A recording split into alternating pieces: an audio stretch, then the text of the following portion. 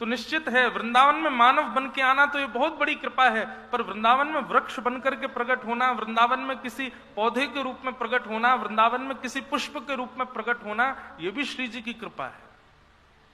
यत्र प्रविष्टो सकलोपि जंतु आनंद सच्चित घनतामुपैति। वृंदावन की सीमा में ये बात कोई मनगढ़ंत और आपको प्रसन्न करने के लिए नहीं कह रहे हैं हम। वृंदावन की सीमा में आप श्री जी की कृपा के अहेतु की अनुग्रह के बगैर प्रवेश कर ही नहीं सकते हो, चाहे लाख प्रयास कर लीजिएगा।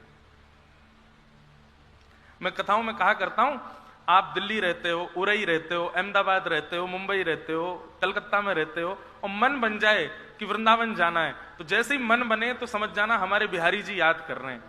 फ्लाइट में बैठ जाओ तो समझना बिहारी जी याद कर रहे हैं। दिल्ली एयरपोर्ट से वृंदावन के लिए टैक्सी में बैठ जाओ तो समझ जाना बिहारी जी याद कर रहे हैं। लेकिन जैसे ही छठीकरा से गाड़ी मुड़े ना वृंदावन को, और वृंदावन में 1 किलोमीटर जैसे ही भीतर आ जाओ, तब समझना बिहारी जी नहीं, श्री जी याद कर रही थी। क्योंकि बिहारी जी याद करेंगे तो है सके कि एयरपोर्ट से वापस लौट जाओ, बिहारी जी याद करेंगे तो है सके मार्ग से ही वापस हो जाओ, बिहारी जी याद करेंगे तो है सके कि कहीं भी आपको रुकावट आ सके। लेकिन वृंदावन की सीमा में यदि प्रवेश कर गए हो तो फिर श्री जी ने बुलाया है।